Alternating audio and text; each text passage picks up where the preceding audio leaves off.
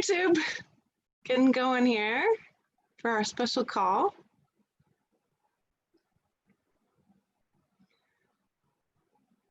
Thanks for joining me. Hi, everyone.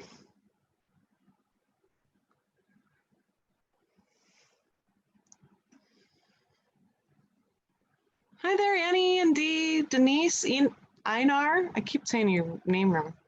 Joanne, Joe, John, Laura, Ruth, Shalon, hi, Teresa, Caroline, Eileen. Glad to see you.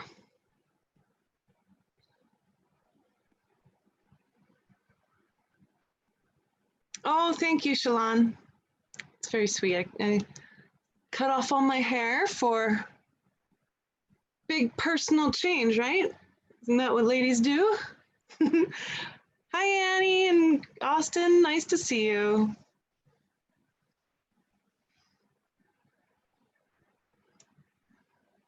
All right.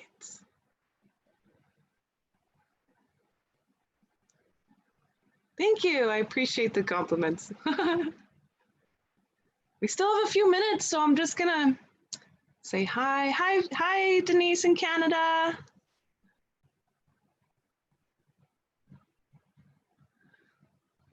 We'll make sure everybody gets on here before. So I came on a little early, so we can ground ourselves in the energy, right? I'm here in Montana. Oh, I know, the eclipses, right? It's just like, we have another one coming up this weekend.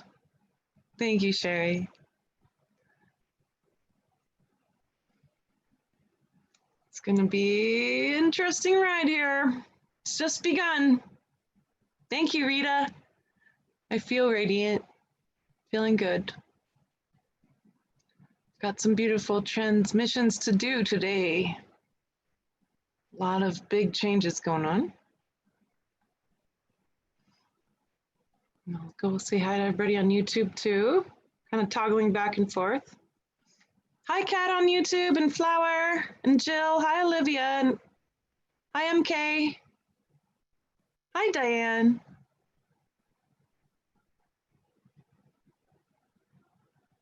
I'm in Montana at the moment with my family.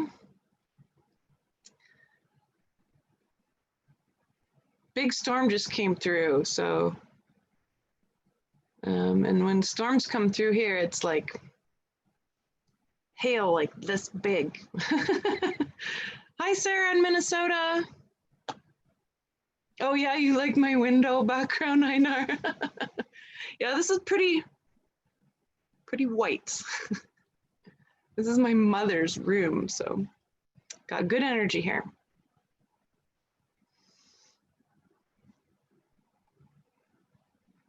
All right, we'll start in a couple minutes.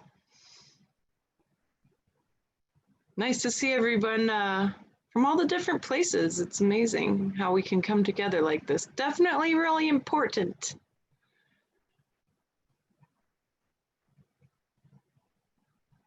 Hi, Andrea and Angela. Hi, Connie.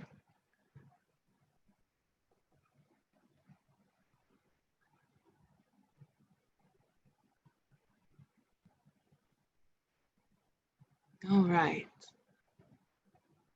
We're at the hour, but I'm going to wait one more minute. So if anybody's coming in on Zoom, they can still do that. Hello, Karen. Nice to see you too.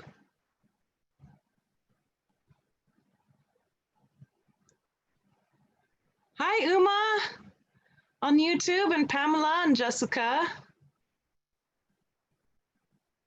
Yeah, Kat's having thunder boomers like that. That's what I'm going to call them from now on, thunder boomers. That's good. All right. Well, somebody just lit off a firework in the background. So if you hear any really large booms in my audio, that's what's going on. We're out in the boonies, so yeah, Karen is right on, and loving the Yemen. Someone in Australia, my dear friend Jane, She asked for that. And you know what? I love her so much, and she's right. We'll do it in the amendment. It needs to be done. And there's a reason, so I'll tell you about that. Yeah, awesome. Good. Oh, hi, Maria in Portugal. That's awesome. Glad you're here. And yeah, for whomever's just come in for the first little bit of this is fine. You know, all the replays are always on YouTube. So we'll make sure that goes out in email too. All right, y'all, let's get started. I'm just gonna get our recording going here. All right, good. Here's our circle call. We just went through the solstice, June 2020. Honestly, friends, I don't know about you, and I think you're on the same page as me. Probably one of the most intense, strange solstices I've ever been through. Utterly transformational. For me, and you know how I like to do these things, we go from the personal to the universal. I want to go into it, but first I have to do a little admin, okay? Because my assistant, she keeps reminding me, you've got to tell people what's going on. So this coming weekend, July 3rd, 4th, and 5th,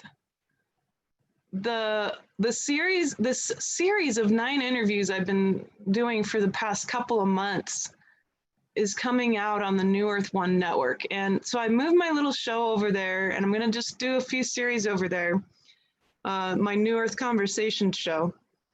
And it's called A Path to a Healed Humanity. It's free. I just really wanted to reach out to some of the very best friends of humanity right now, right?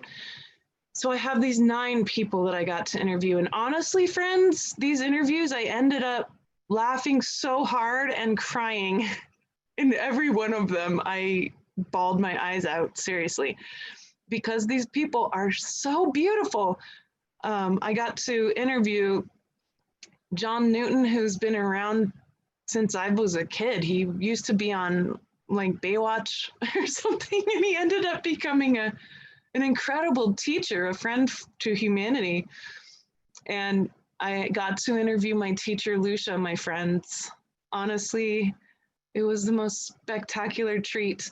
And I also got to interview Richard Rudd again. I just love him, and truly enlightened, beautiful being. The transmission in that blew me away. I cried at the end for sure. And so 9 people, that's just the beginning. My friend Mega Archambault, our special, beautiful Heal Yourself and Heal the World interactive program that we created. We took a whole year last year to create it. It's debuting finally this weekend. I'm so proud of what we've done. And it's the step-by-step. It's what I use every day and she uses every day to process, to heal. I just want to help you heal right now. Because right now, the number one big thing, it's been the same, it's remained the same, is healing trauma. Trauma is what gets in our way. Trauma is what's causing our bodies to react so deeply to the new energy that the earth brought through on solstice with that alignment. Every solstice, that alignment, she opens up new access. The 9th dimension is available on earth right now. Way higher dimension than anyone ever imagined being available for 2020. And so everyone's reporting, and me included, physical pain, mental, emotional pain, because the embodiment is saying this has to go. But why? Why is that really the biggest thing? Because the human body and the DNA are actually available and in and accessing all dimensions at once. Trauma keeps us from accessing them. And furthermore, mental enlightenment is over. It's physical enlightenment now. We're going to see an explosion of enlightened people. You are absolutely in the potential for enlightenment. Every single one of us It's physical enlightenment now. It's not just mental. The body is coming along for the ride. It used to be for so many ancient masters that they would become mentally enlightened. And what would happen is they'd leave their bodies behind pretty much. And we'd have these mentally enlightened beings who had reached a state of oneness with source and creation, but the body wasn't in the same state. So you'd have these masters who would lose their faculties. And there's a deep fear in our societies and our DNA. There's a deep fear that enlightenment means we'll lose our faculties. All over, done, it's gone. We can't use that same paradigm anymore because the earth at that point was happily hanging out in a very specific set of dimensions, the third, fourth, and fifth, and those have been available for a very long time. But now we have the sixth, seventh, eighth, and ninth dimension online, the gift of Gaia, but also her requirement. She says, you cannot live like you've been living anymore, my dear humans. I love you, but I want to create an open pathway to the realms of creation.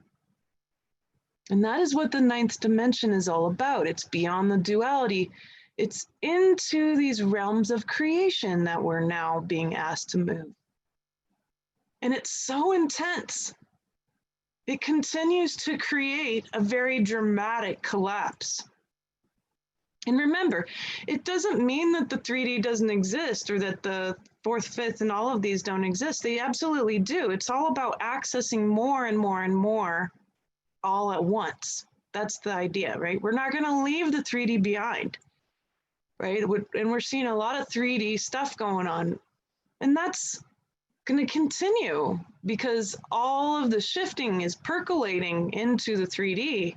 And much of the structures, the old matrix paradigms and programming, mainly held within the embodiment, all that trauma, it's getting forced to collapse. So no wonder we're in pain. And just to make it even crazier, on the fourth and fifth dimension, duality exists in those dimensions too. It's not until the eighth dimension and the first and second dimension and the eighth dimension onwards, those dimensions are the ones that don't have duality. So half the dimensions have duality. It's not a problem. It's the way the library works. And all of those dimensions, they're very circular. And half of them are peak experiences of oneness, like the primordial first and second dimensions. And, and the higher ones are also peak oneness experiences. And the other ones are peak separation experiences so the soul can learn. And we walk through these dimensions. We're meant to access them all in consciousness, all at once. And we get blocked, we get stuck. We get stuck in the war games, don't we? We get stuck in the us versus them stuff, the sides, right? And we're watching that for sure. Oh my goodness, right? Anything that has to do with politics, anything that has to do with sides. There are no sides. There are only facets. There is no one single human out there in the whole world who believes exactly the same things you do.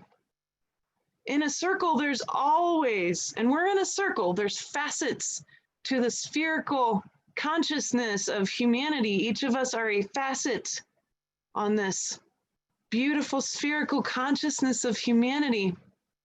And in any sphere, in any circle, there's always going to be somebody who's opposite of you. We ought to expect that at this point. It's how we react to the differences. If we're running our reactions, right, instead of our responses. I love that. I saw some meme, respond, don't react. But if we're running our reactions through trauma and judgment, attachment and expectations, and being resistance, If we're running that through these things, then we're going to end up playing trauma ping pong. Bing, bing, trauma ping pong. And what do you see on Facebook? I saw a quote recently, I don't know who it was from. Facebook is peddling a very addictive drug of anger. Anger. I don't even go on there really anymore. I'll post stuff every once in a while and then I get right off. And I haven't been on there for a long time. And I'm a much happier person because we say things to each other on a screen, typing, right, that we would never say to people's face. And then there's a reactive trauma ping pong that occurs. And that really builds up emotions, doesn't it? It really deeply builds up emotions. And then we react. And then we're in pain, we're in rage, we're in hate. Now, hate and rage, these are just frequencies. But if you're hanging out in rage and hate and you're resisting it, you're going to be uncomfortable. You're going to be miserable, right? If you're going to be in a position where your trauma is running the show and you're resisting welcoming anger, we must welcome these emotions. When we welcome them, when we get to know them without resisting them, we don't feel the pain as much. And we end up being able to process better. And then the anger doesn't have power over you anymore, right? So I wanted to tell you a little bit about what happened to me on solstice because it was basically dramatic. I feel I've been totally annihilated and recreated, which is why I cut all my hair off. It's a symbol, right? And I haven't really ever been in my body. There's an interesting story behind all of that, but I've never really been in my body. I've mainly functioned through the third eye in my embodiment. But I had a choice. I've been very sick the past 6 months, very, very sick. I haven't really been talking about it much, but I've been having these allergic reactions where I literally head to toe break out in hives. And I felt like my body was allergic to my soul. And every time I'd try to feel more grounded, it would react big time and I'd be super sick. And some of the classes and stuff I've been teaching, I've been in great amounts of pain, very ill, and still having to try to function. And I've been miserable. And finally I hit rock bottom about it. And I said, you know what? My teacher just went through this past year. She went through a huge healing process. And I know now, I realized, oh, this is not a physical problem. I was using my Western medical mindset that I was trained in, you know, okay, I've got all these genetic issues, blah, blah, blah, but it wasn't that. It was a spiritual problem. So I went to my teacher and a bunch of my healer friends who've been helping me out. And I said, what do I got to do here? And they said, this is a hard one because you've never been in your body. And Lucia, my teacher, she said, look, you've got to give your will over to divine will. You've got to become nothing because that's what she did over the past year. You've got to become nothing. And then you've got to let the divine decide. Are you going to die?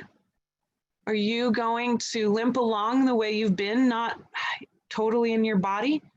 Or are you going to be in your body and heal? And you can't decide, Elizabeth. And you have to process all of those possibilities. So I spent a week processing the possibility of death, the possibility of limping along like this, suffering, and the possibility of being in my body. And then all day on solstice, I lay on the earth and I gave myself up. And I experienced all three. I experienced death. And this is my transmission to you, is the transition away from the fear of death.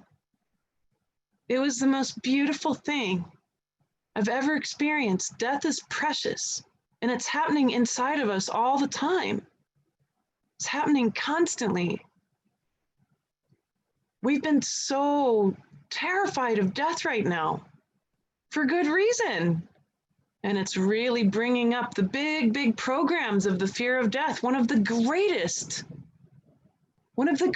programs of slavery that has ever been created. And it's not real. The fear of death keeps us from our full embodiment.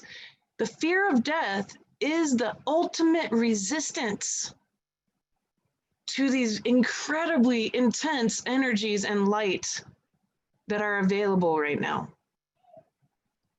So a lot of us are not feeling well because of that.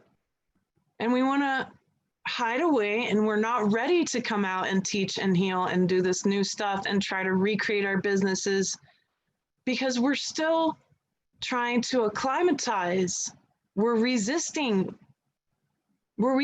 giving up our fear of death, our fear of losing our faculties, when it's actually the body that wants to become enlightened too. And it always has, but now it gets a chance that it didn't have before with the earth's help. We couldn't do this without the earth because we're one with her. We're not separate from the realms of creation. We're not separate from the network, Indra's network of healing, of frequency, of light. We are part of it. And it feels like we're separate because the trauma gets in the way, doesn't it? It distorts everything.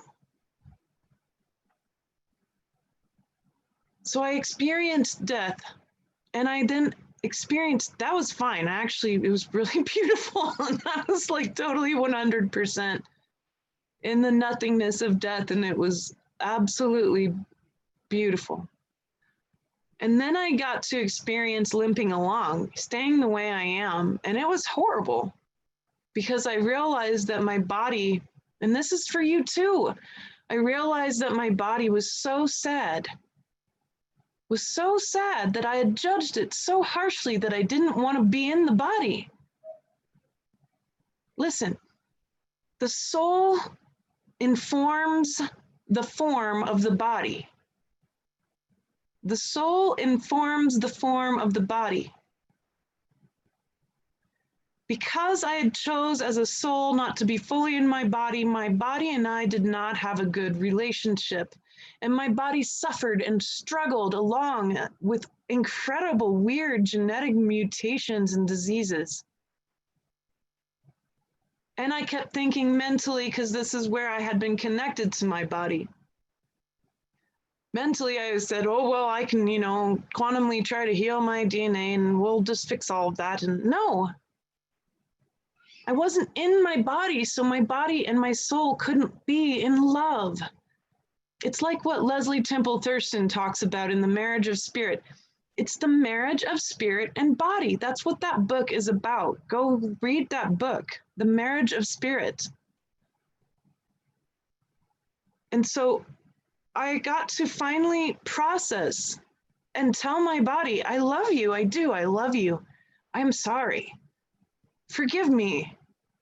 Thank you so much for struggling along for 37 years without me. I won't leave you behind. And I was able to fall in love with my body, and my body was able to be loved by me and love me. Now my body really can love me. This is for you too. And then I was given the chance to be in my body, but it was a gentle experience. I thought it was going to be like really intense, I guess. I had to come at it with no expectations, really. Everyone kept saying, all of my healer friends kept saying, this is going to be radical. It has to be radical. And radical to me is like really intense, right? But it wasn't that. It was cell by cell, one cell at a time. I was born back into my body. I was born 1 trillion times back into my body. And now you are looking at me. I'm 100% in my body. I'm not the same person anymore. Not I'm not the same person I was the last time you saw me at the circle call. I am now merged fully with my body, in love with my body, in no resistance with my body. But there was another gift: to heal, to be connected to the realms of creation, and to be connected to everyone, all the people, the places, and the things. And to be able to perceive the ripples of consciousness coming from everything, coming from the atoms, coming from the people driving in their cars past the grass I was laying on, coming from the little ants crawling all over me while I was doing this. I laid still for I don't know how many hours on the ground, and ants were literally crawling all over me. It was great. But these ripples of consciousness, and they would move through me. I was part of the ocean of consciousness. And it was so miraculous. And so the transmission for you today, don't resist. Don't resist what the earth is giving you. Yes, there will be pushback. There always is. Remember, when big ripples of change go out, big ripples come back. And if you allow them to move through you and show you what are the trauma trash bags, the triggers, the reactions that are still there for us to work on. I had some that were really big and painful for me to look at. Judgment. Not my own judgment on others, but actually being able to feel being judged. I hadn't processed that yet. And I've had a lot of different relationships where people were judging me, and I'd try to dismiss it. But I had those trash bags in me and I could feel them. And that was a beautiful thing, because then I could process it and I could welcome the judgment and let it move through. And every time if it hit another trash bag in me, I'd go through it and I'd welcome it and I'd notice it in the body. And it was mainly here in my heart and high heart. I would feel it in my throat too. And, you know, I could hear the words that people used to say to me. And I could feel it, the judgment. And then after a day or so of processing this, the trash bags are gone. And this is the way, it's been the way the whole time.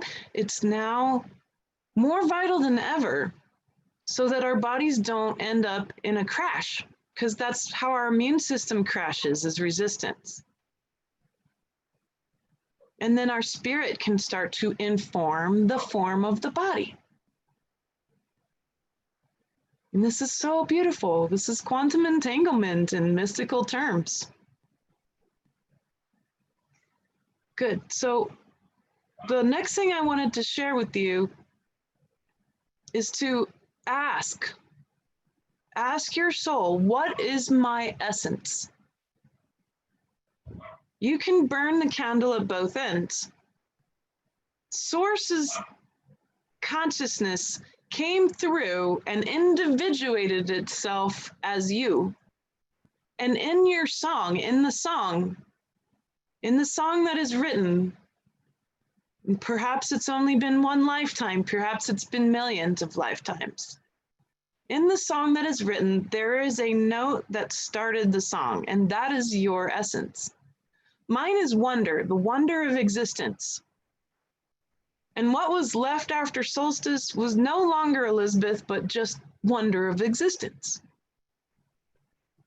And so I had a hard time trying to get onto YouTube and like talk to y'all, because I was having a hard time merging these things, and I needed to be prepared to connect with you properly and be able to speak about it.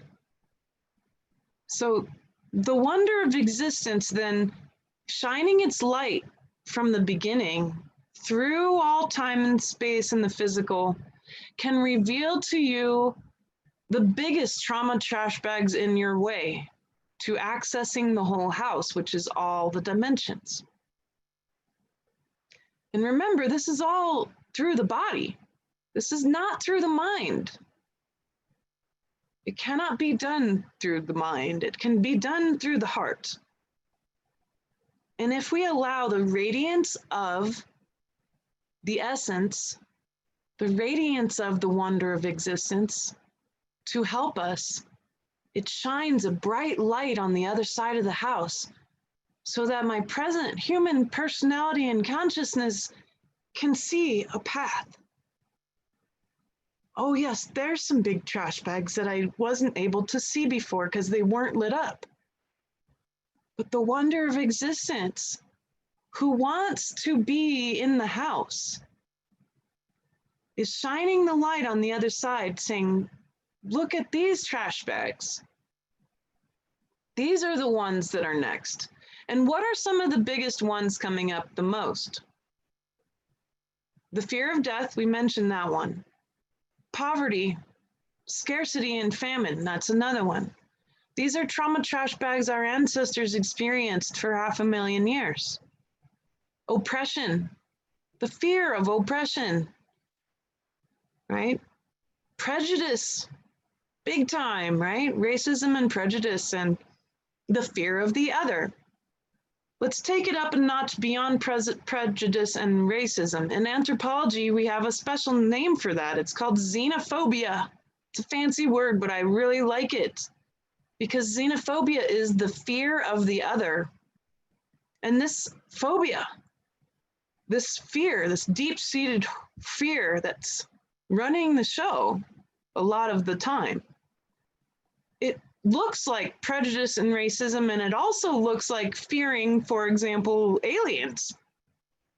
It's the fear of the extraterrestrials and other dimensional beings that are around.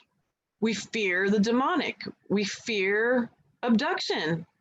We fear these things because of the xenophobia that's really a giant trash bag running the show, right? It distorts everything. And so what do you see too when we're watching these movies? What percentage of alien movies end up with everybody getting along, right? There is a xenophobia that is deeply, deeply ingrained in us, and it's continued to be propagated. So those are things we can work on. What do? We got to go into it. We got to open that giant trash bag that's so big you can't move it very easily. You got to go into it and know it, get to know it. Get to know the racism and the prejudice and the xenophobia of your ancestors. It's there.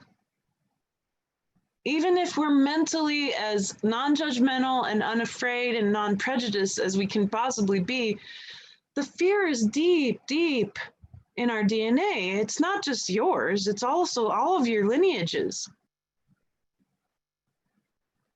So the action that can be taken is internal first. Saying, you know what?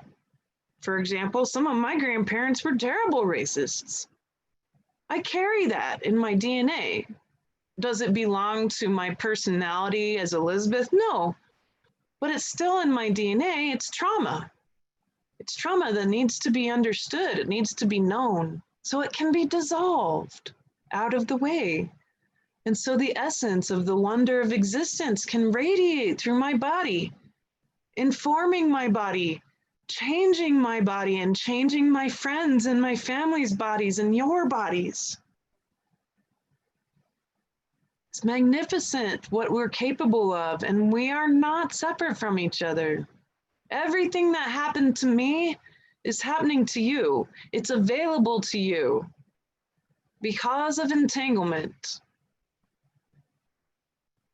Good. So there's so much more I want to share. And I'm going to ask Source right now because I got to sift through this real quick. Yeah, let's talk about where we're at the moment. So the Earth is forcing up all of these energetics. A lot of new beings are coming along.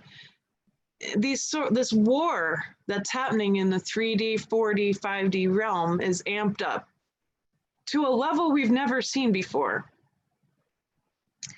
And this amped up war, right, has these sides that we're being taught that exist.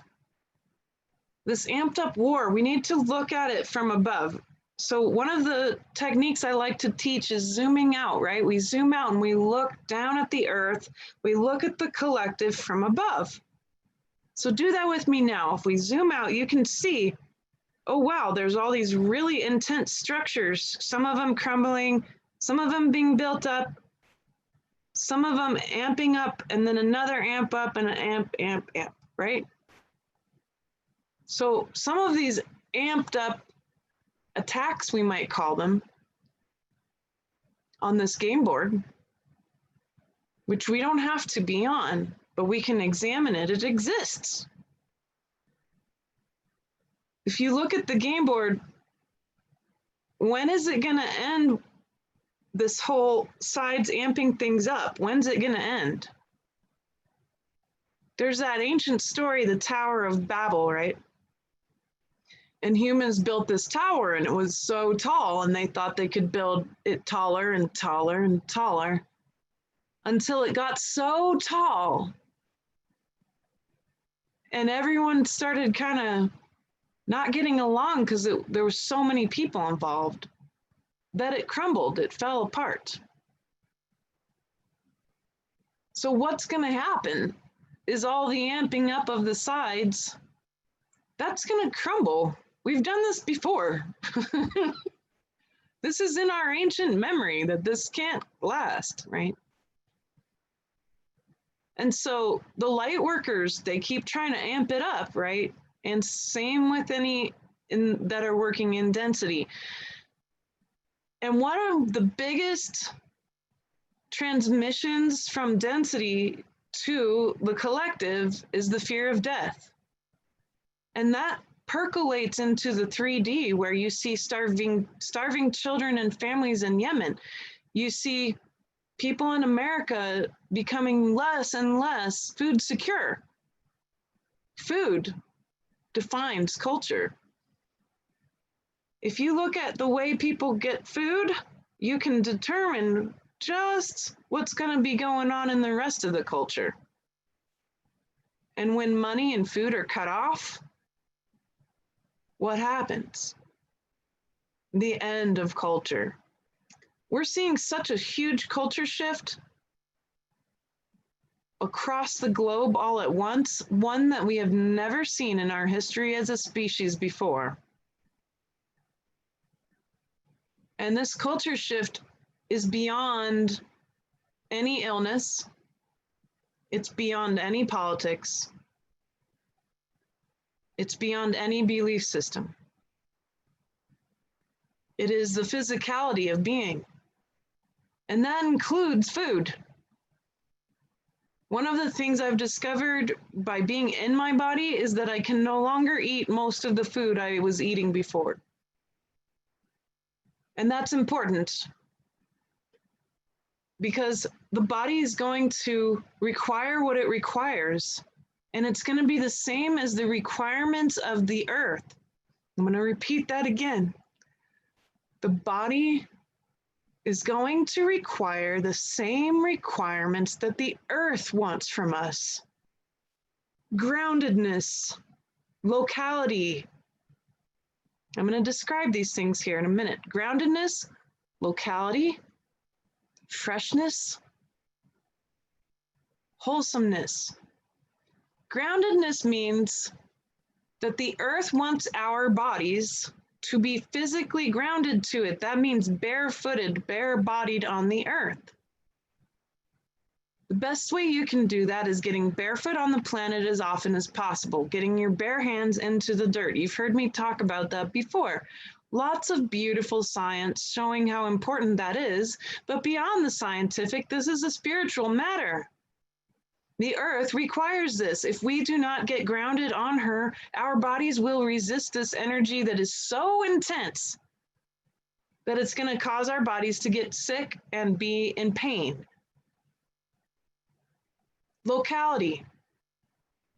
The human does not live at a global, national, state, county level.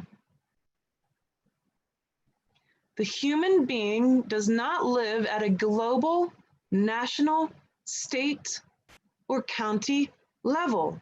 The human being lives locally. Just because we have the internet does not mean we live at a global level. We do not. The physical form needs to interact locally. The physical human body needs to interact with food that is local. If the best you can do is growing some plants in a pot on your porch, then do it. If the best you can do is getting into small groups, socially distancing, doing the best you can to connect with local people at a physical level, then do it. We cannot allow isolation to be the culture we end up in. We will not last. The human must interact. This is part of our well-being and health. So many of you are very isolated. So many of you do not have friends or family to help you. So many of you feel disconnected and in fear. Yet, the answer to healing is reaching out. It's not easy to do. It's not easy to do for everybody. But the first friend you have is the earth. She's never left you behind. You are her child. Our bodies evolved intimately with this planet, not another planet. These bodies evolved intimately with this planet. That's why, for example, although we have the same root DNA, that's why Pleiadians and Sirians and humans look so different. Because that DNA, although it has the same function and form as the original DNA, the planets they lived on informed the evolution of those bodies. And our bodies are not different than that. Your first friend is the earth. Talk to her. Talk to the land you're on. Ask the earth every day, what can I create for you? Just create something. I mean, even if it's like a little vignette of pine cones or a little prayer, a little song, a deep breath. You're creating all the time. You're creating breath. You're creating light. You're literally releasing photons. Your body is releasing light. We create all kinds of great manure for the ground. It's awesome. The human body is amazing. It's creative. It's generative. And get online and start asking people about connection. You can start there, sure. Ultimately, being near another human body is very important. And let's say humans around you are just a no, right? Animals are another beautiful friend that never left us. Maybe you don't have a pet. There are birds everywhere. Notice them. Put some bird seed out and just be with them. The reason why is because the physical form releases huge electromagnetic energy. Remember, I was talking about the ripples of consciousness. That affects the body and helps the body to feel held by consciousness, held by Source God and Gaia, held by the other consciousness around you, so that there is no more loneliness and disconnect. And if you can be able to come into either one-on-one friendship, even if it's through a screen door. I'm trying to think in terms of those of you who might be compromised or be very alone and not able to connect in ways that you really want to, those of you that can, then you can go forward with more. But I'm trying to think in terms of those who are the very most vulnerable, because there's a beautiful cultural rule we can really understand here. The vulnerable need to be taken care of. In a culture, if you take care of the vulnerable locally, the rest of the folks are going to be okay too. It's the most vulnerable, the children, the elderly, the sick, that really are the key. If you can really be able to work with them and help them in some small way, then the rest of us are going to be okay. So those of you who are looking for the next step, be in selfless service to the vulnerable. Think about local food. Maybe you drop off some local food to some of the folks who haven't been able to leave their homes because they're so immune compromised and afraid, right?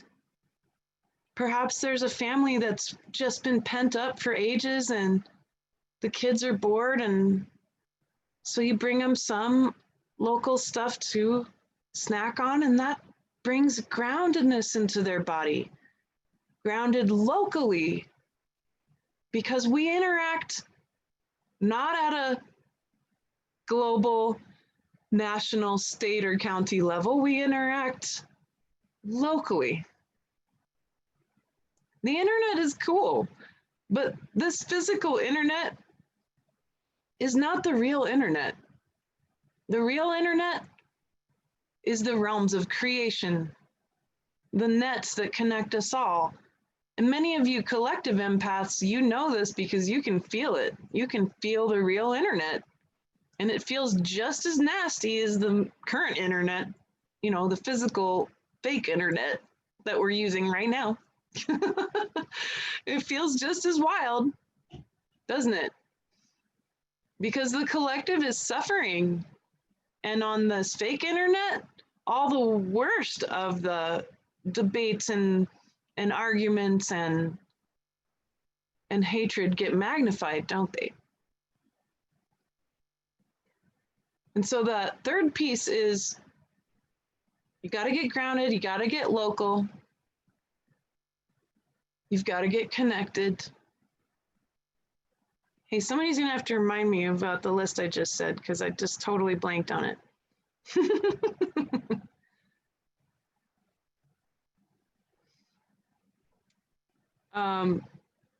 Someone help me out here. What was that list I just, because that was just transmitting, by the way. It's okay. We'll get this. Grounded was the first one, right? Good. And then locally sourced foods, connected, and then there were two others. Trying to think. Freshness. Thank you, Teresa.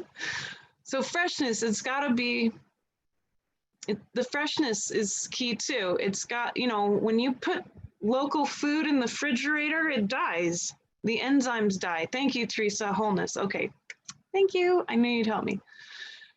All right. So freshness, when you put foods that are whole, right? So these two kind of go with each other because it's about food and everything in general, right? If you put your food in the refrigerator or it gets processed, right? And they say, oh, this will last forever. All the enzymes are gone. One of the things I see when I'm doing sessions is that the humans on this planet, because they don't have the groundedness and the locality and the connectiveness, and they also don't have access to local food, that they're not making enzymes because they've been eating preserved foods that don't have any enzymes either. And the enzymes from natural, fresh food and the enzymes from the body, they interact, they play. They play to create deeper health so that you can absorb food. A lot of us, we gain weight, and then what's really going on is the body is starving because it couldn't absorb food very well. anymore. And so the body hangs on to more and more fat because it believes it's starving, because it didn't have the enzymes from the food or the enzymes from the body interacting to break those foods down into their very base pieces, right? And so that's really important, to bring the natural enzymes from fresh food into the body every day. If that means eating a single local apple that you don't put into the refrigerator, great. But freshness needs to be fresh food. It needs to be whole food. Remember that idea of one ingredient food? Yes, that is the way to go. And that's really key. So we'll repeat that list again just for posterity here. We've got groundedness. We got to be bare on the earth, noticing and connecting to the fields that are available. All of the dimensions are available. None of the dimensions have disappeared. I saw your question, Karen. They haven't disappeared at all. The 3D is not gone. It is not gone. It was never meant to be gone. That's a false idea that we're going to leave behind different dimensions. No, remember, it's about access. The whole house is all 12 dimensions. How come nobody ever talks about the first and second dimension? They're just as important as the 12th dimension. And so what Gaia has done is she's positioned her body as to be more and more and more in access. And she's going to keep doing this. My guess is by the end of this year, by winter solstice, it's going to be all 12 dimensions online, and all the SHIT is going to hit the fan for anything blocking those 12 dimensions to exist. This is my guess. So we'll see. We've got 6 months to play and navigate this.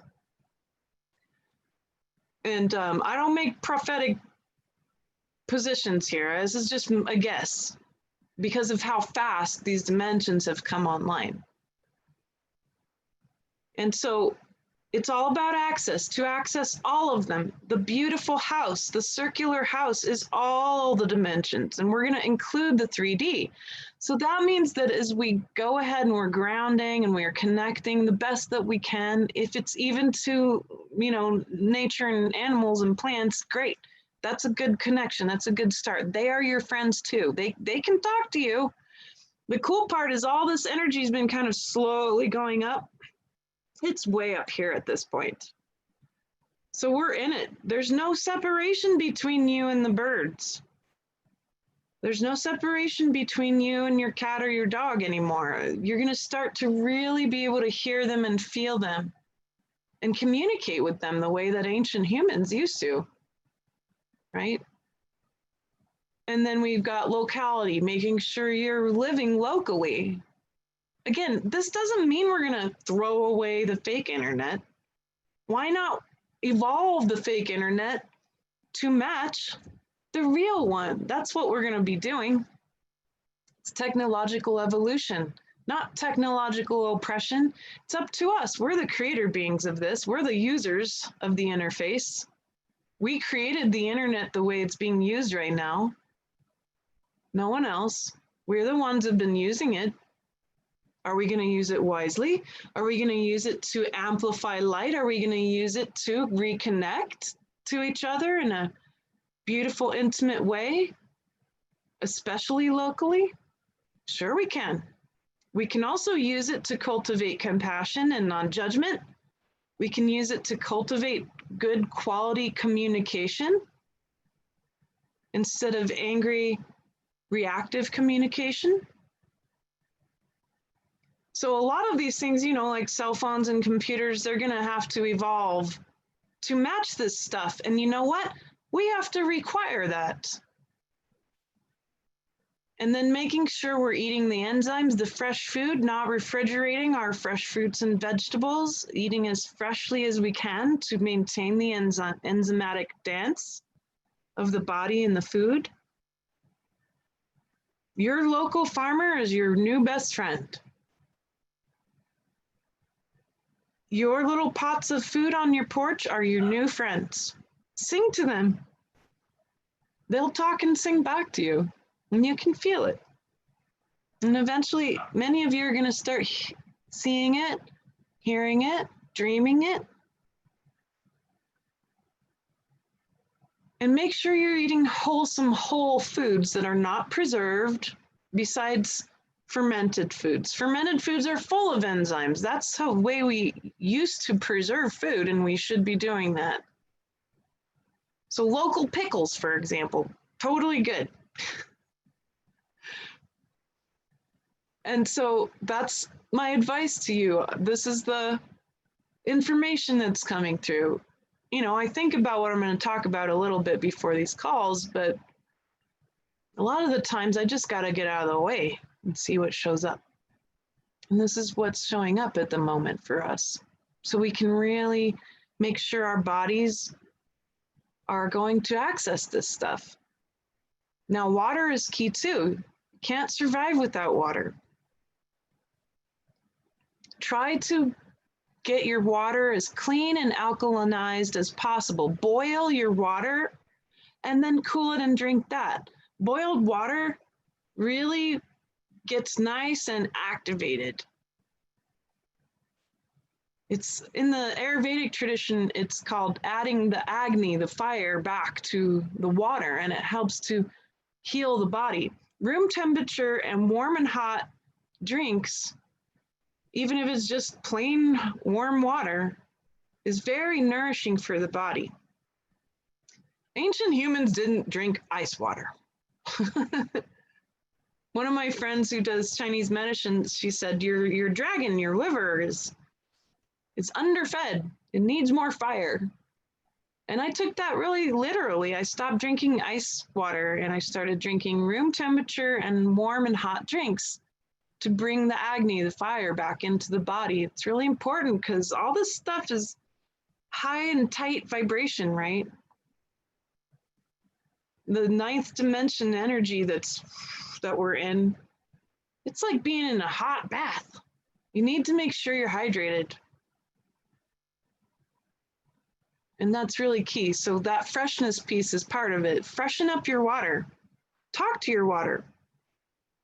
That helps too. Water has memory. The water of your body has existed on this planet the whole time. Incredible amount of memory is being released from water, which is why last time we built our pillar out in the Atlantic, and we've built many pillars out in the ocean for that reason, and on the ice of the north and south. Good. So we're at this hour point that I like to stop at and start taking questions because I don't want to overwhelm you. But we've got some simple things we can start doing, okay? And if those of you who are not immune compromised or isolated and in a state of needing assistance, have the stamina to go out and do a bit of service with deep respect for how people are feeling, if you can do a bit of service, that would be so helpful right now. See if you can help bring some local food to the most needy people in your neighborhood, who some of them haven't left their houses in months and months and months, and they might not be able to. They might not be able to ground. Maybe you bring them a little potted plant. Any potted plant is a local plant. Maybe you bring them a potted plant that can grow some natural food for them. I'm just throwing ideas out here. All of you are so creative. You are generative beings. You're creating constantly. It doesn't have to be mental. Remember, I said through the breath, through prayer, through a song, through a beautiful thought, through a compliment. You've got this. We've got the stamina. We've got the stamina. We need all boots on the ground. But let's switch that up. We need all bare feet on the ground. I just have this beautiful vision of all these barefooted humans connecting with their hearts in oneness. And that's what we're meant to be. Good. All right, so I'm going to look at some questions here on the Zoom, and then I'm going to toggle out to YouTube and check it out, right? Oh, Denise has a good point. There's these little pyramids that people have to help maintain freshness. So like copper can help with that. Shungite is a rock, and I love Vibes Up. I think Caitlin Keats a genius. Vibes Up products help as well. So you can get like Shungite mats, or you can get their Vibes Up mats that you can put your food in glass bowls or wooden bowls, not plastic, glass or wood, over the Vibes Up mats. That helps keep the food fresh, right? Those little copper pyramids that Denise is mentioning help. What else? Oh, washing foods in a little bit of baking soda, that gets rid of any mold spores so they don't mold. A little bit of baking soda, or the fruit with a little bit of vinegar too.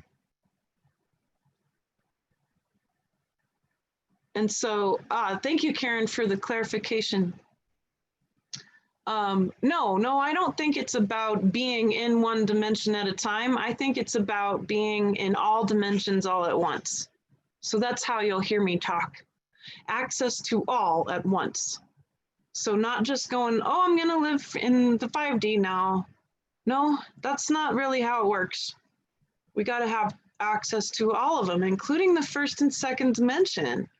That's the job. And that's what the body can do. That's what the DNA is capable of, is being in all of them at once. So that's something to think about. And Teresa's asking, are pickled foods good?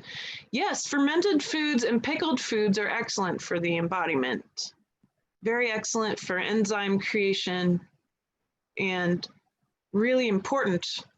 If you look at ancient diets, pickled and fermented foods were the way people preserved everything, and it really helped to break down the molecules of the food for better absorption.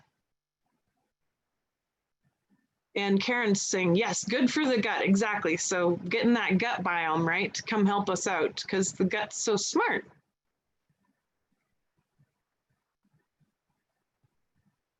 Good, okay, just kind of moving through, just seeing if there's any questions that are showing up here.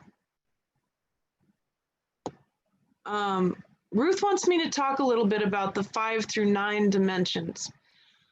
And I think that'll take quite a lot of time, Ruth. So why don't I do a special talk? I've been meaning to do some $11 talks, or even free ones. So maybe I'll do a little free talk about the first 5 or whatever. We'll find a way to do it. But like making it super affordable or cheap, and that way we can get together and I'll just literally walk you through every single one of those dimensions. And happy to. So I have been too sick to do any $11 talks, but now I'm better. And so now I can. So Ruth, for you, I will happily do a talk, and we'll cover all of the dimensions. And how do you know when you're in or accessing a new dimension, right? So thank you, Ruth. But yes, it's time. We've really got to navigate this stuff. That's what mysticism is about, navigating these 12 dimensions, right? Very important. All right, so I'm checking out this Q&A board.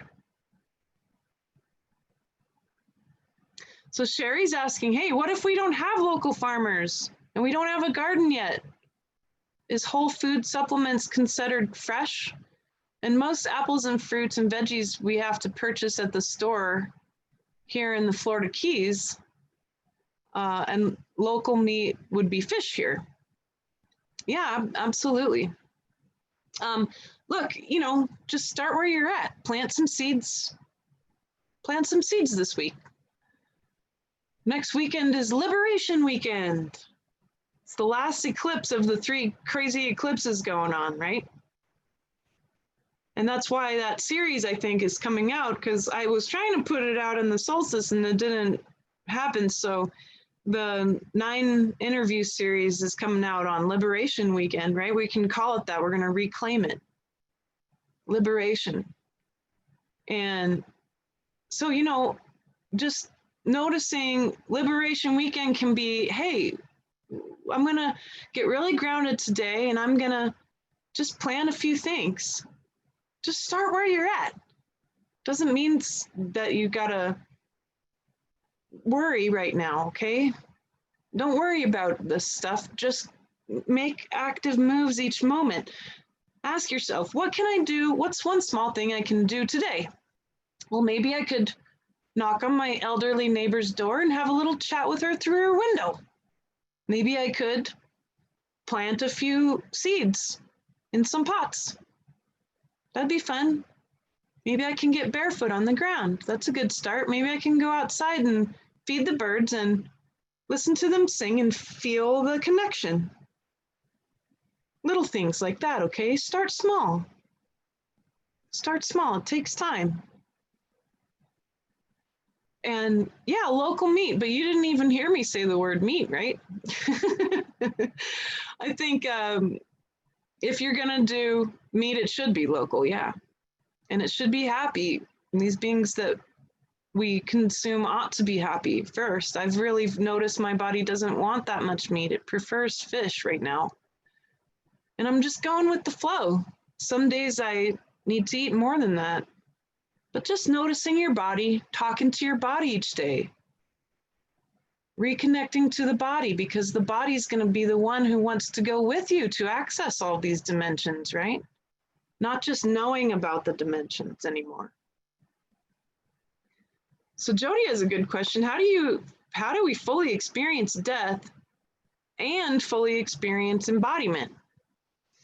Well, I think it's just a little bit different for everybody, but for me, like the general experience of death was a deeply spiritual one. I needed to know what that was like in order to make sure that I had processed any attachment to life. So it was deeply spiritual for me. But death, like I said, is always happening, and it's literally true. 100 million cells in your body die every day, Jody. And 100 million cells are being born. And that is how our bodies are able to move through time without degrading terribly. It's later on when the old cells remain for too long and the new cells are not able to be born and that whole process slows down that we call it aging, right?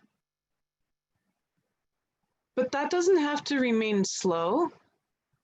In fact, I would go so far as to say, if we're practicing this stuff and we're playing in this mindset, in this mystical mindset of shifting the trauma out of the way, getting grounded and eating the fresh food and the whole food and being connected to as much of nature as possible, you'll find yourself youthening, because the process of death is really a process of recycling. And the program of the fear of death, the opposite of it, is the celebration of the law of destruction as one of the laws that proves that this universe is made of love. Because nothing is ever wasted, Jody. Not one of your cells, not one of your memories, not 1 ounce of your consciousness is ever wasted in this universe. When we've taken destruction, which is death, or that law of recycling really, out of the equation of the laws of nature, this has only caused us to suffer. When we bring it back and we celebrate, ah yes, thank you 100 million cells, I celebrate you and you're moving on through consciousness and I welcome the new ones. Every moment is a transition. Every moment there's preservation and creation and destruction and integration. And it's through the integration of the spirit and the body that wellness and wholeness and enlightenment, higher consciousness, and access to the whole house, the whole set of dimensions occurs. So we don't just experience the concept of death and then we're trying to be an embodiment as separate things. It's the cycle of all laws functioning all at once, all the time. And when we're allowing it to occur in our embodiment, mentally, emotionally, spiritually, and physically, we can be embodied with all of the laws and we reconnect to the web of life. Good. And so Teresa's asking me about my interview with Peter Tung. I didn't do an interview with Peter. I did one with Richard Rudd. I haven't got a chance to talk to Peter yet. So one of these days, Teresa, sounds like a good idea for my next series. I'll give him a call, see if he'd like to talk with me.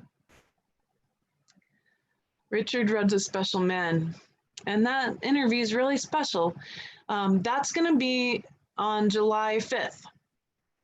And so each day 3 will go out on July 3rd, 4th, and 5th. And if you're on my email list, you'll see that. And I'm also going to be putting up YouTube reminders too. So lots of ways to get access to that. You can also go to New Earth One Network and you'll be able to get their emails too, or whatever you want to get reminded of it. And it'll be available indefinitely.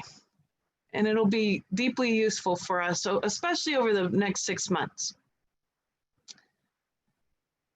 All right, and so Jody, oh good, I answered the question and I'm so glad. Yeah, when you're zoomed in and you're really noticing, hey, it's the recycling, the creation, the preservation, and integration happening all at once.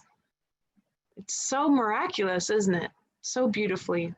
It's, yeah, the grace of continuity. Beautiful. Okay, so Caroline's asking, could you talk a little bit about the eclipses and the effects they have on us? Well, eclipses are alignments, right? And alignments, I mean, one of my friends, Laura, did an astrology reading for me, and I'd never really done that before. And she showed me how important alignments are because we're not separate from the solar system, are we? We're not separate from the solar system. We're not separate from the galaxy. And eclipses are special alignments. And there's alignments happening every day. And eclipses, I found, have had lots of different effects on people. Culturally, a lot of people, they don't like eclipses. It used to be people would shy away from the eclipse. It was scary because it was an intense, dramatic alignment. But with this modern sort of mysticism coming up, we can just see it as gateways, just like the solstice is an alignment. And this time we had a solstice and an eclipse at the same time. And that eclipse went over some of the most populated areas of the earth. So talk about alignments, right? So if you're just feeling into the field, these different eclipses and alignments are big openings. They act like big portals or windows, you know, that allow light and flow to come through. So every once in a while, certain alignments happen and bam, this big opening happens. We're watching the Schumann resonance go real crazy right now, and there's no doubt that's part of it.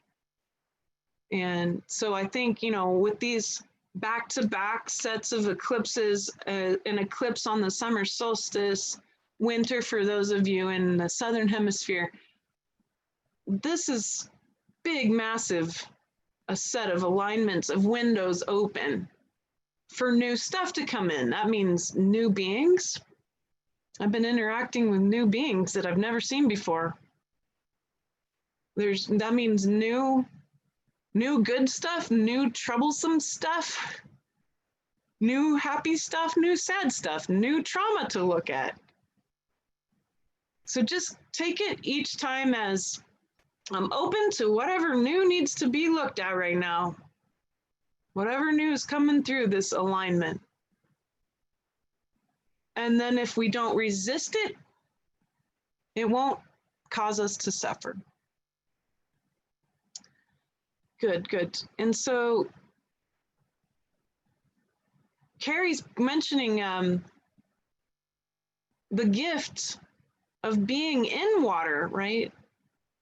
And having the water transmit the earth. Totally. So one of my favorite things to do, I live in Kentucky and there's all these beautiful streams and rivers and I'm so blessed, and lakes and lots of water. So going and walking in the water, letting all that, it magnifies, doesn't it? Water magnifies stuff. And so let the water magnify in your water and connect to your water. Let it inform you, let it magnify what's available so that you're not in a lot of resistance, and make sure and up your intake of water, right? Speaking of, since I've been talking for an hour, I'm really bad about drinking water when I talk to you, so I'm gonna drink some water. All right, water break.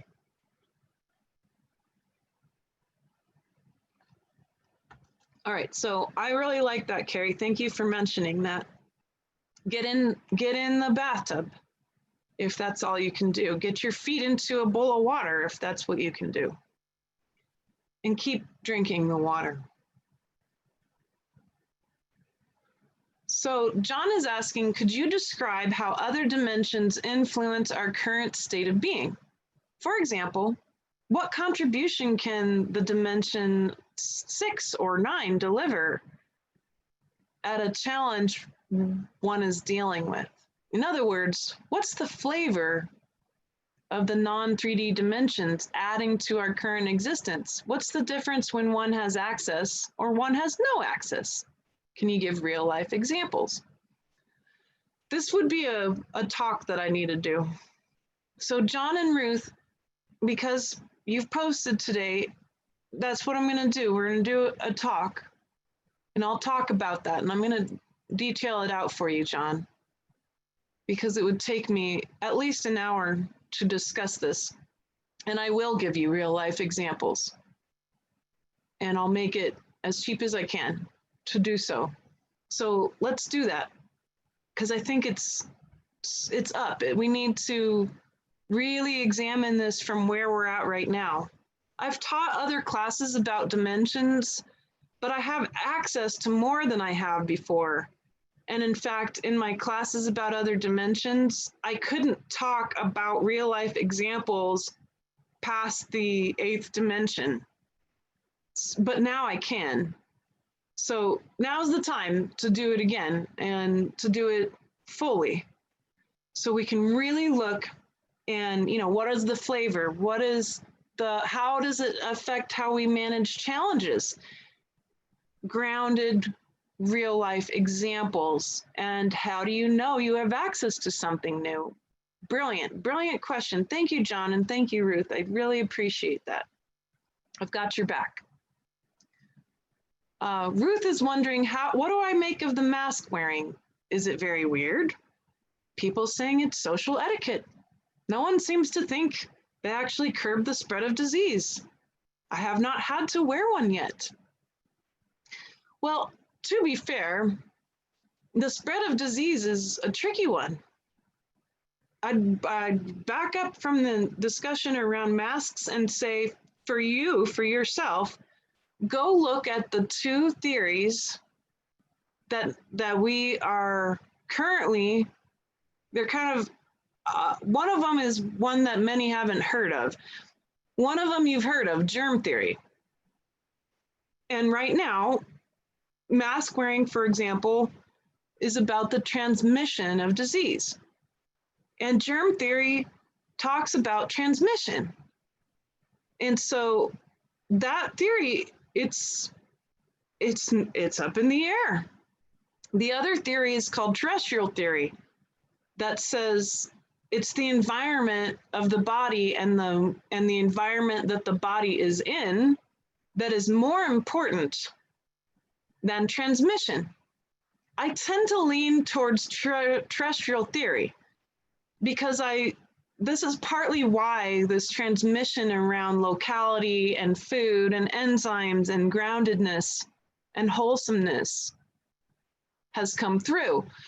Because if you're able to be in a healthy environment, not the house is a brand new environment that never existed before.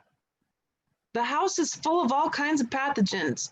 You have billions of viruses and bacteria in your body right now. Even if you're feeling good, you still have them. So terrestrial theory, I lean more towards that because I have billions of viruses in my body at the moment, but my immune system is healthy. And when it wasn't, I would get sick because that made it so that my body was more focused on getting rid of an illness than it was on the basic functions of the body. And that's what happens when someone is immune compromised, their immune system is honed in, their inner body environment and outer body environment are not healthy. And then the stuff that's already there takes over. So, I believe in social etiquette, and I think it's really important to care about the people around us who are in fear, and also they are very concerned about germ theory and transmission. So, that's something that we need to suss out at a scientific level. So for now, that's really important to care. I'm not going to show up at the neighbor's house and scare the holy moly out of them by giving them a big bear hug and scaring them because they then won't ever want my help again. We got to meet people where they're at.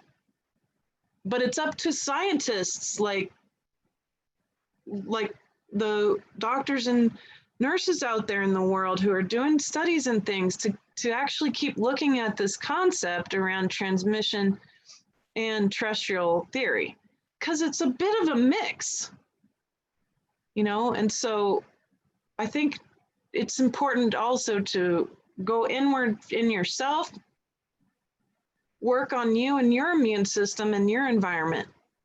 And that's why I keep saying local food, groundedness, barefoot on the ground, etc. Healing trauma. Healing trauma helps your mind be healthier and your spirit be healthier. And remember what I said, the spirit informs the form of the body. That means the terrestrial body, which is its own little universe, its own planet, Planet Elizabeth, that this is a healthy one. And the more, that's why me trying to heal my body from the physicality first didn't work, because it was a spiritual, emotional problem. When I did that, then my health came back. Over this past week, I've never felt better.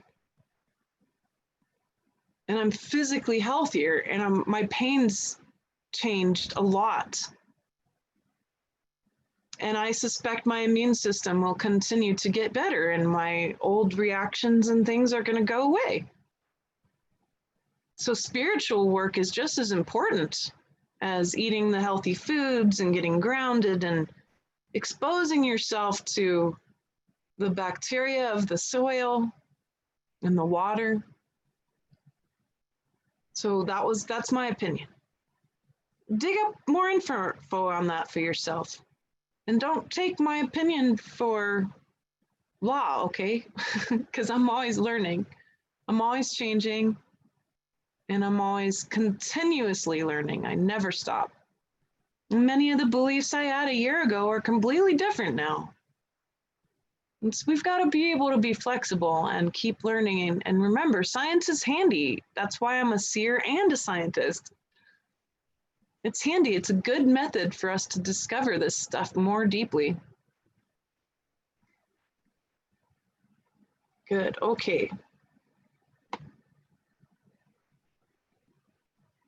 Caroline, yes. So all these circle calls, please share them.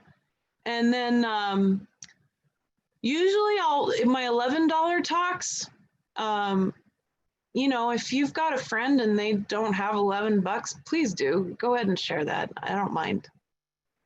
And if you're not sure, just email me. Elizabeth at Seer and Scientist. Right? And so, you know, and a lot of them I'll make for free the best I can.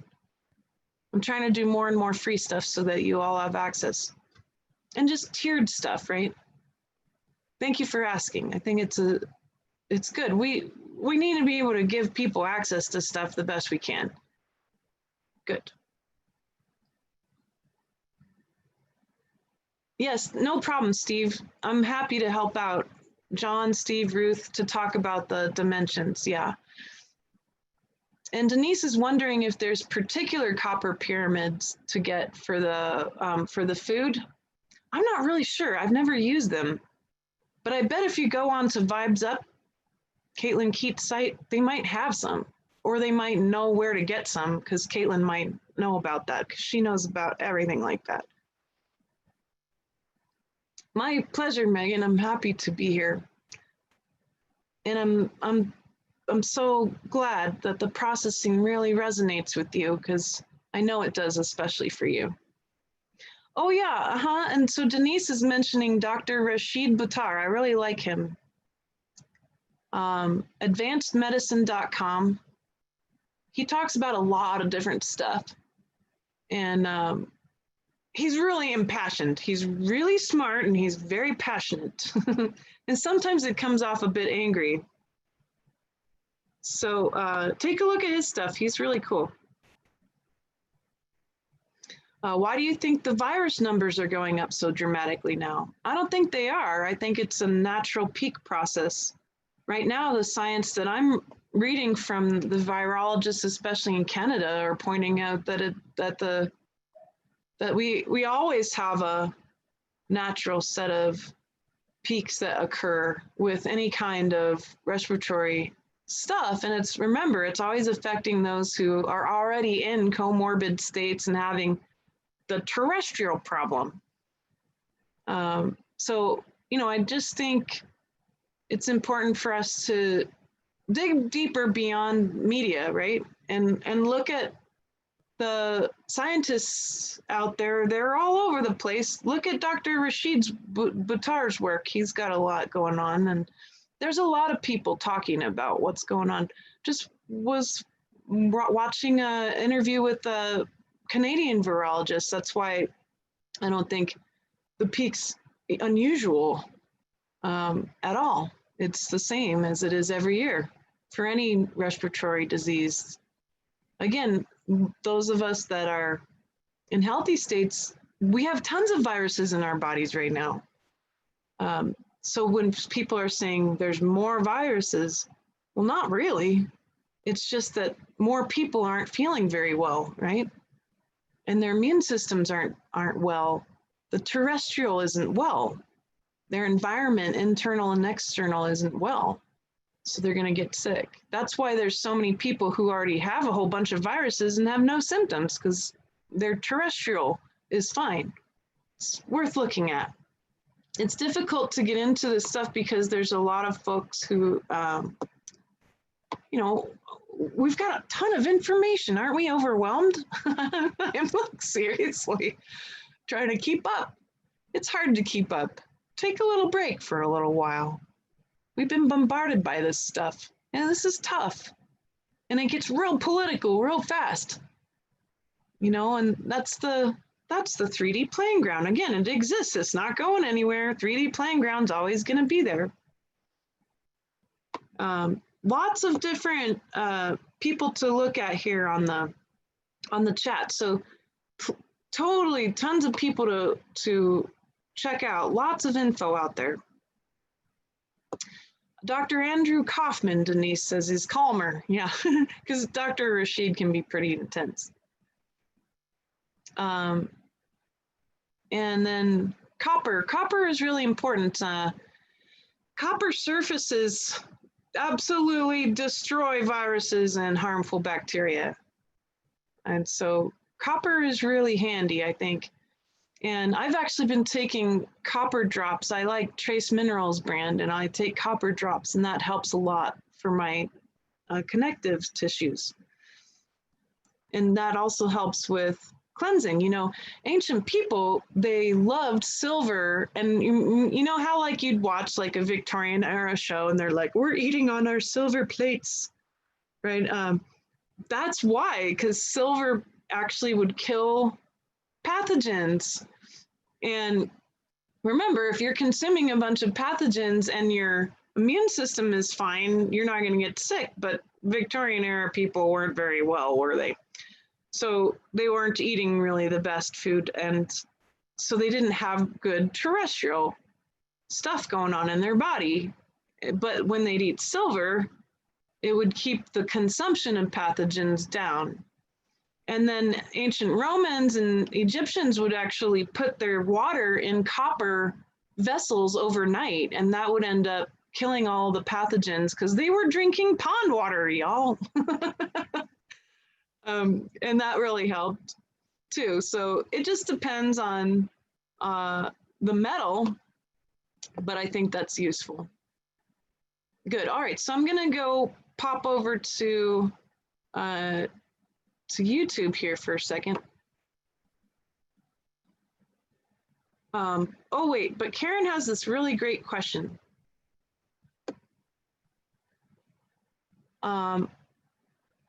She was talking about wanting to get some help out there. And I think that is an important question, Karen. You know, she's afraid to ask for help because she is afraid that she's going to be dependent on it. And she does need help sometimes. We all do, yeah. And especially as we get older, right? And can't lift heavy boxes as easily. And so she's made a new friend who has a neighbor, and that's her neighbor, and the neighbors offered to help her, and they're becoming friends. Perfect example. All right, Karen, here's my idea. And this is what I used when I really needed help. Don't worry about dependence, okay? Dependence disappears when you are also willing to be independent, and independence disappears when you're willing to be co-creative and interdependent. The fact is that we're all dependent on each other, my friend, and we're dependent on the earth. Altruism is how we've made it this far, and it is how we will keep making it. So don't worry about the dependence part. Process that. I want you to just welcome the feeling of dependence and codependence and the fear of it. Welcome it in your body, all right? Welcome it fully. Let it dissolve and replace it with interdependence. Richard Rudd talks about this. I don't remember which gene key it is. It's one of them. I think it's like 55 maybe. But that's the process. We're shifting into interdependence, and that's the web of life. And that is the end of the whole dependency and codependency cycle, okay? It's the end of the ego fearing, well, I don't want to need other people. But you always needed people. We couldn't live without others, even if we're not intimately interacting with them. And the other idea is that we always have something to give, my friend. Your prayers, your thoughts, your song is beautiful. And it's just as valuable as a drive to the store, isn't it? So think about that.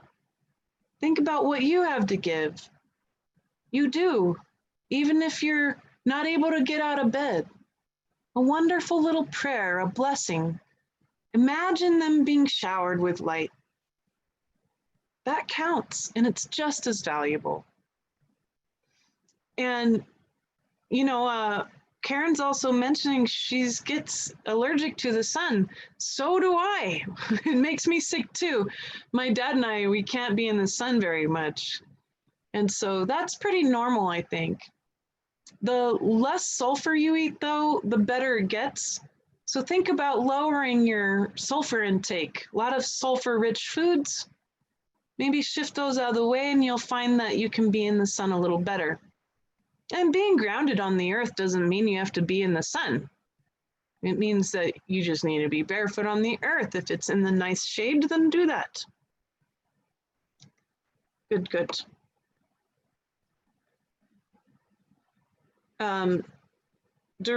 Terrain theory, maybe I got it wrong. So it might be called terrain theory or terrestrial theory. I've heard it said as both, Jody, so I'm not really sure, but terrain theory might be the more common way to describe that one. So germ theory or terrain or terrestrial theory. And then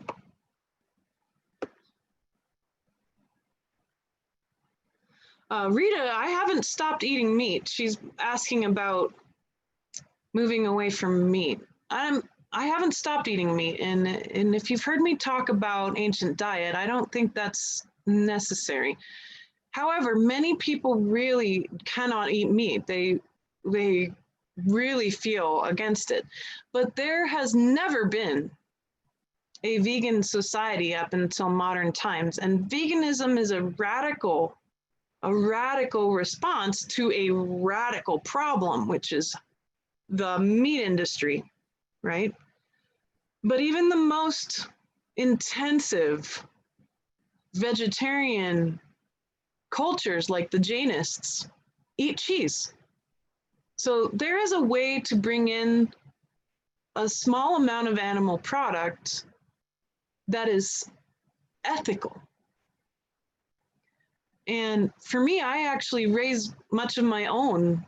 So I have fresh farm eggs and quail, among other things, and fish. We fish in the rivers and the streams. And my husband hunts venison every year, and he's a very, very spiritual hunter. But the reconnection to that, you know, we don't need to eat as much. It's very rich. It's happy, joyful, rich animal product that helps your body rebuild. So I don't believe in pure total veganism because it never existed in human history until now because of the radically bad meat industry. I refuse to eat store-bought meat. I stopped eating pork altogether. I cannot eat store-bought meat at all. It makes me ill. So I just do my best to get local. And local goat's milk, that's a good thing. You could do some local goat's milk, local feta. Just do your best. You can't do more than where you're at, okay? You just got to start with where you're at. And, you know, you'll end up naturally not being as hungry, and you're going to eat a lot more fruits and vegetables, and just a little bit of animal product will do. My favorite cookbook is Nourishing Traditions. Take a look at that because it's much more than a cookbook. It's full of all of the studies, the anthropological studies on diet ever done. Fabulous book, my favorite book in the whole world to recommend, okay? So it's worth looking at, Rita. Good. And so someone was asking me about the earthing products. I like them. I've tried them out a bit, but it really isn't the same as being able to be bare out into the grass, right? So just being as barefooted on the grass as you can. And I think I did watch that movie about earthing, and it was brilliant. I think it's beautiful. So lots of products out there like Vibes Up and then the earthing products. I think it was, I didn't see that website here. Let me say it out loud for all of you. It was earthing.com. Well, that's easy. Let's check them out too. I think that'll be helpful to those of you who might be stuck inside. And Kristen, I see you also have Ehlers-Danlos syndrome, just like me. Lots of stuff. And I have the MTHFR gene mutation, all that stuff. And I think it'll be really, really important for you to consider how the spiritual essence and the spiritual or the spirit really helps the form, right? So if we're doing the spiritual work, you'll find a lot more relief from these genetic issues, because what happens is the genes change. It's quite cool. I love it. I love this statement. Karen says, I love my body, my queen, who is perfect and loved. That is so beautiful, Karen. I love that. What a nice mantra. I love you, body. You are a king, you are a queen of this planet. Absolutely. All right, so kind of scrolling through YouTube here. Oh boy, I can't pronounce your name. I'm so sorry. Drajika mentions that I look younger than last month, and I think it's because I'm in my body.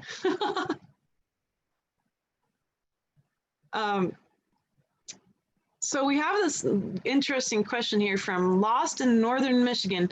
What are some main reasons people feel nothing like the way sensitives do? I mean, I'm very loving and sympathetic and sensitive, and I'm aware, yet it's just a tale to be told. I don't feel the solstice energy. Yeah, I don't necessarily think you have to, because you came in with a set of skills that are yours, right? And that set of skills, loving, sympathetic, sensitive in your own way, right? Aware, my goodness. Don't worry about having to match up with people who are feeling the collective or powerful empaths. I'm not a collective empath, for example. I'm a psychic seer. I feel more than I ever have before, especially now I'm in my body, but I wouldn't say that being an empath is my skill. You have all these wonderful skills. You got this. It's okay. I think just welcome where you're at, my friend, and meditate on what is most interesting to you. Meditate on what's interesting to you. And so Jay Seymour says, my biggest fear is that once I've allowed my childhood God to die, the construct that she was taught, right, that I'll be disappointed in the new version that replaces it. I understand. That's why I studied science so deeply, I think, is because science talks about the field, the quantum field, and entanglement, and it dawned on me, this field is intelligent. It's far, far beyond, and here's a cool anthropology word here. It's far, far beyond the anthropomorphization. It's a good word, anthropomorphization. We anthropomorphize stuff. We've anthropomorphized the intelligent unified field. And so that's really key. You can't anthropomorphize stuff, and it's intelligent beyond the human field, right? And I would process that. Just welcome the disappointment. Welcome the death of the old. Welcome it. Don't resist it. And you'll see how it moves through. Okay, so I'm just kind of going through here. Hard to find organic local produce where you live, Jay Seymour says. Is local preferred to organic? Should we stay with organic even if it's from out of state? That's a good question. I think if you were to like triage the food, right, you'd say organic, local is best first. But I would say if you can't get organic local, do local. Because with the organic, a lot of times they're using chemicals, right? But the chemicals, we can neutralize those.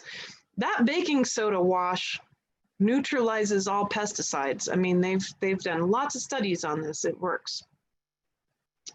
And then again, if you can't get either of those, then do organic, non-local, right? And then if you really are out of luck, you're just going to do the best you can with whatever fresh food you can get your hands on, right? Okay, good.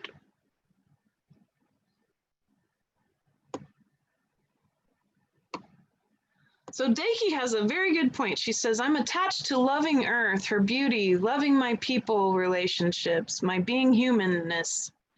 Suddenly, I felt I never wanted anything more than to stay in this form world.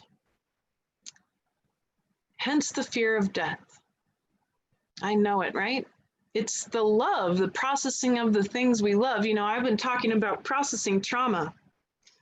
But in the path of mysticism, you end up needing to process the things you love too. And that's the end of attachments, right? Processing your attachments and the things you love is sometimes even harder, but it's also a next step for you, Daki. And that's mysticism. We've got to process it all. That gives you more access to higher states of being able to love all of it, including all of the things that have gone and all of the attachments, and it dissolves then, and there's less structure. Okay, very good. So last question here, Rochelle asks, I'd like to know how to go to 0 point. And she has this concept of new birth. I still go and still be able to work the next day. There's that interesting idea that enlightenment means the loss of faculty, right? I say, Rochelle, demand for yourself to be in oneness. 0 point is the moment. 0 point is the moment.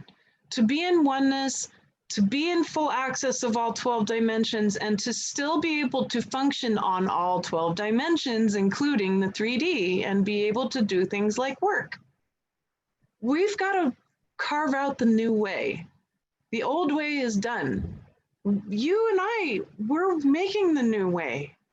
All of you, we're doing this together. I'm not a leader. I'm your friend. I'm learning too. We do this together. We're carving out the new way. We're all cutting edge. If you're alive on this planet right now, you're cutting edge. We're finding this new way. It's full body enlightenment. You're going to see an explosion of enlightened men and women and on this planet.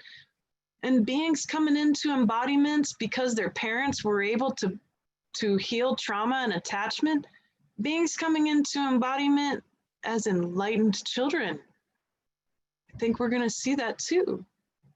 So it's really important to keep doing this processing work, staying in the moment, saying, no, I'm going to have full body enlightenment. And that means that I'm going to bring my body with me into the 0 point, into the moment. And that is a new birth, isn't it? It's the new birth for all of humanity. It's the new next step in this whole process. Good. And Malenga, she gives a good point here about the food thing. You know, that she can't afford to buy organic food. It's very expensive. But she does the blessings. You know, you can do a little bit of baking soda wash and some blessings. Because remember, that food's made of water too. And so it has the memory of your blessing and it will serve you. Thank you, Milena. Good. All right, my friends. Let's build our pillar of light.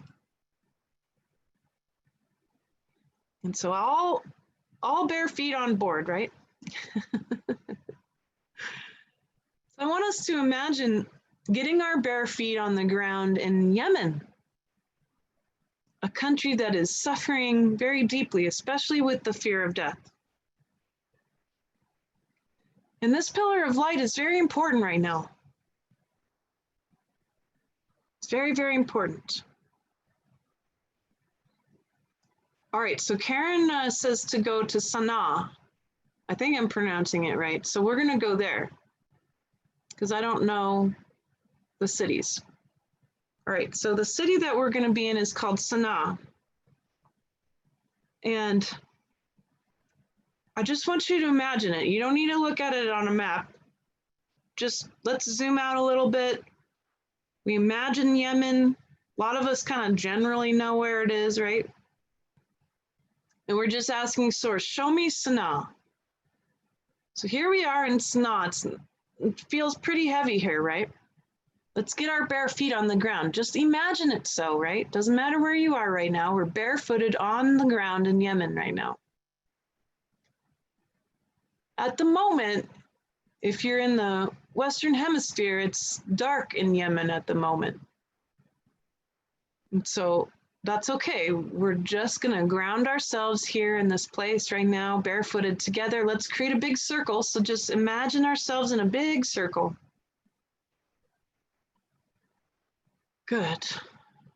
I can feel it. It feels real heavy and intense here. And it's that vibration, the fear of death vibration, isn't it?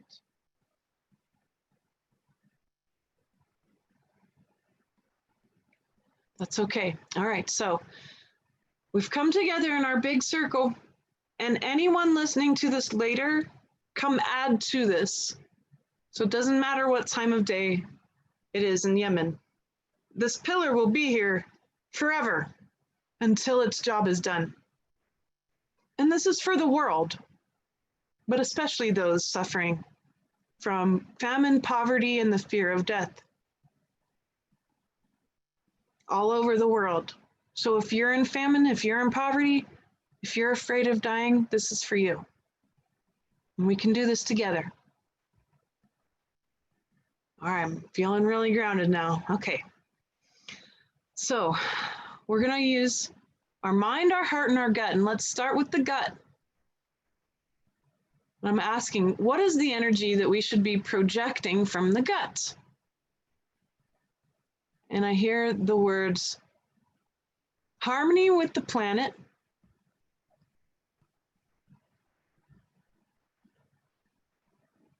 sensitivity to the planet, and sensitivity to each other. And that's going to be the foundation. So it's a sensitivity to the harmony that is available, right? That would be a field of limitlessness.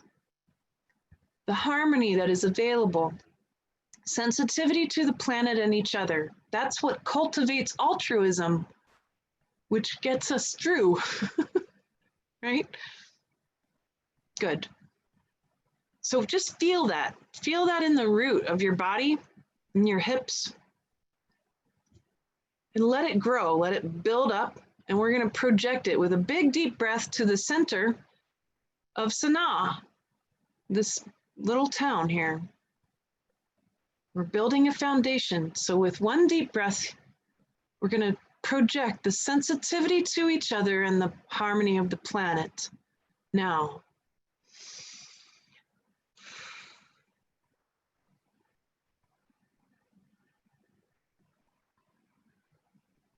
good. Woo. I got a big rush of energy, so that was amazing. Really, I see gold light. That's the foundation. Okay, good. What should we be projecting through the heart? Unconditional love, of course, yes. But the nourishment of love. Nourishment of love. Above all things, what nourishes us? Love. You grow your plants in the little pots on the porch. They are full of more love. They are healthier little plants, which makes your body healthier. The local farmers, they love the food. They love what they do. That food grows. It's healthier, right? The nourishment of love. That's where it must start. Good. Let's feel that. I want you to feel that nourishment of love in your heart. And with a deep breath, let's project it to the center of our pillar here in Sanaa. Now,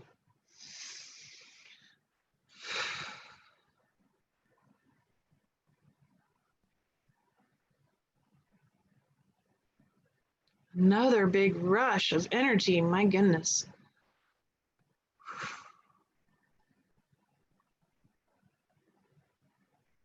This is huge. I can barely see it because it's so big. This pillar's huge. Nourishment of love. It was very living green, and it's spinning. It's spinning in a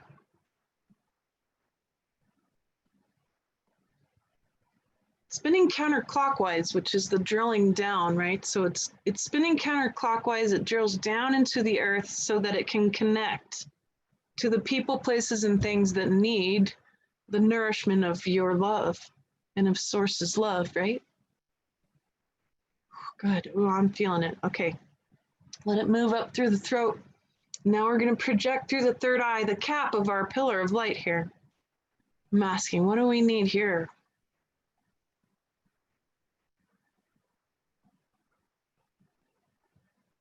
Trust. First, trust comes up.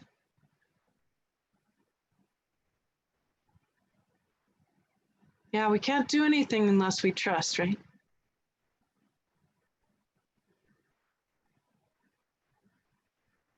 Trust and purity. We demand purity of our food. We demand the purity of our food systems, which is partially why those are starving, those families are starving in Yemen. We demand the purity of our politics. We demand the purity of our economy, of our social systems. And with the purity, and that comes trust, right?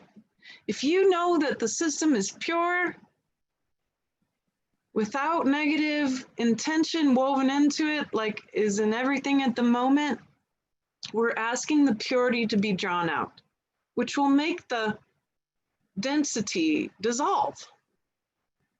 And it dissolves and it goes back home through the cycle of destruction.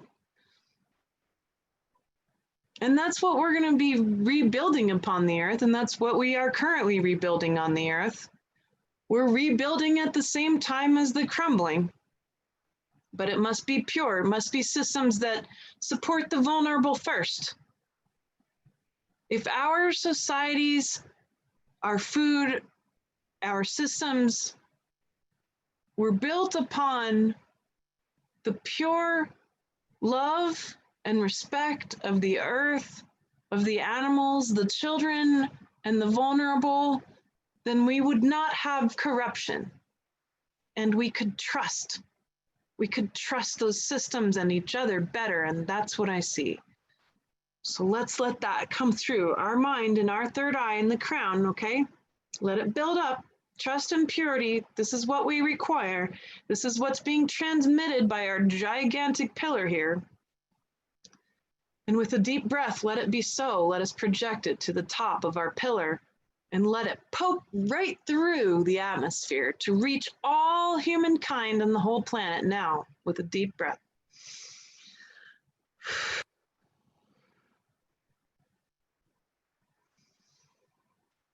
Good. That brought that big, beautiful core of light through and just mimics that into our pillar of light. And oh, I feel that rush. It makes me lightheaded. Good. Okay. Let's just bask in this. This thing's huge. This is the biggest pillar of light we've made. Really shows how much work all of you have been doing.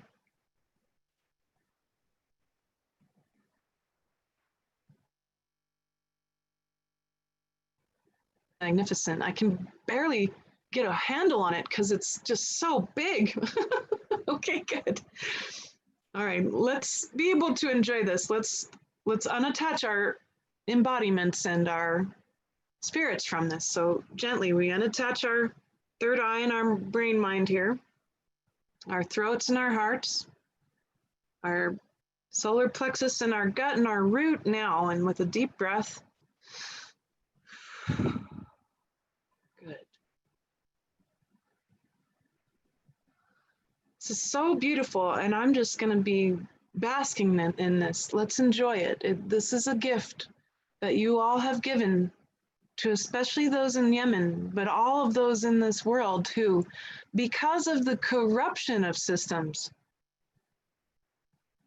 have not been able to trust nor receive the nourishment of love, and instead have been blocked by trauma and ego, and haven't been able to be together in harmony with the earth and the sensitivity to one another, so that altruism could be cultivated.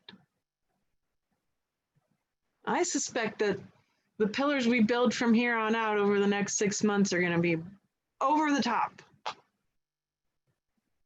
This was over the top. Thank you all. Thanks for being with me today. I was so excited I could barely contain myself.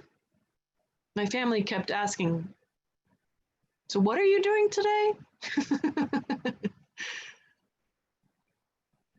And it was this. And of course, I never know exactly what we're going to talk about or what I'm going to say, but I hope it was the exact perfect thing. It sure felt like that today. You've got this. And I've got your back, okay?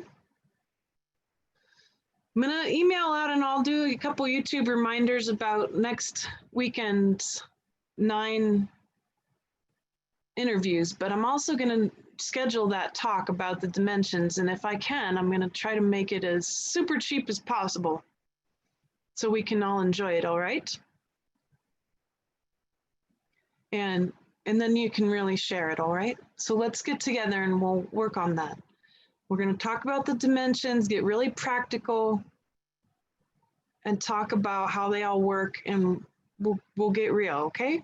Because it's important. This is mysticism. We're navigating this stuff. And we're embodying it. If we don't know what it practically feels like or how to access it, then how can we have full body enlightenment like we're doing right now? Good. I love you all. Thank you. I like my hair too. It's always good to have a new, fresh transformation, right? And to be in the body fully, to love our bodies. The kings and queens of the earth. That's what you are. And namaste, my friends. We're going to talk soon, and I can't wait. I'm going to keep getting on YouTube as often as I can and just connecting. And we'll just keep the love, the nourishing love flowing, right? And share this if you enjoyed it. Feel free to share it as much as you like. It's available for everyone. All right, I love you. We'll talk soon.